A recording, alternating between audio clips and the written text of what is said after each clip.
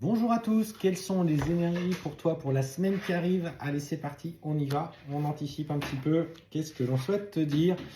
Et de cette semaine, on te parle notamment de faire attention à tes émotions. On te parle de guérison émotionnelle. D'ailleurs, en ce moment, ça passe peut-être par des rêves où on te refait vivre peut-être certaines situations en lien avec des expériences de vie, que ce soit sur ton enfance, que ce soit en lien avec des personnes avec qui ça a été compliqué.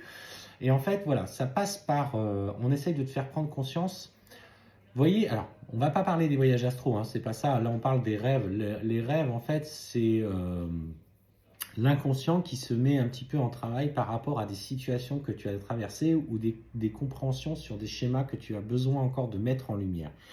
Et en fait, cette semaine, tu vas recevoir des informations qui vont te permettre justement de réaccéder à certaines mémoires. Et on te parle que ces mémoires sont tellement bien ancrées dans ta vie personnelle qu'elles viennent même jusqu'à te révéler certains symptômes. Alors, peut-être qu'en ce moment, tu as des problèmes de gorge, ou tu ne te sens pas forcément épanoui et tu as des petits mots au niveau du chakra sacré, mot MAUX. Hein. Et en fait, on te dit que il faut que tu portes une attention particulière sur l'estime de toi.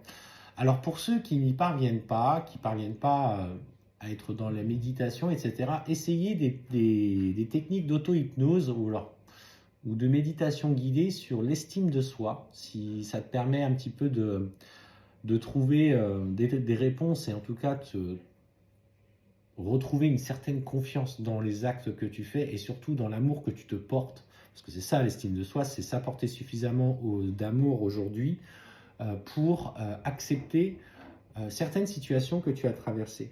L'estime de soi aussi, elle se travaille bien sûr en hypnose. Donc n'hésitez pas si à un moment donné vous vous sentez coincé et ça vous permettra de vous équilibrer. Et on te demande particulièrement de choisir des pierres en lien avec justement la confiance. Alors, comme je le dis, je le répète, il y en a beaucoup qui nous suivent et que voilà, je ne suis pas spécialiste de la lithothérapie, mais sur des pierres comme je pense l'améthyste, n'hésitez pas hein, si vous voulez en partager d'autres dans les commentaires pour aider ceux qui se traversent une période un petit peu comme ça. L'améthyste est favorable à la confiance en soi, notamment on te parle dans la foulée du chakra coronal. Ce genre de pierres qui vont vous accompagner ou autrement qui vont rééquilibrer aussi par rapport. Alors j'ai aussi la pierre de lune. Enfin voilà, ce genre de pierre. Donc n'hésitez pas ceux qui en ont en plus. Au contraire, ça sera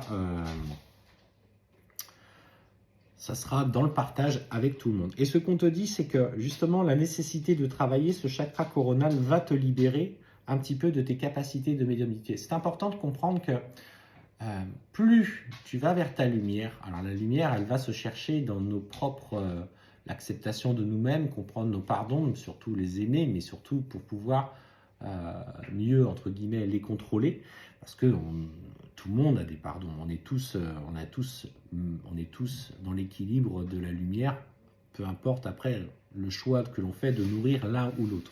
Et en fait, on te dit, tu vas pouvoir réaccéder à certaines capacités notamment spirituelles, de médiumnité qui sont en attente. C'est comme si elles étaient un petit peu bloquées par justement ce besoin d'abord de traiter tes émotions, l'estime de soi, la confiance, pour réaccéder à certaines capacités spirituelles.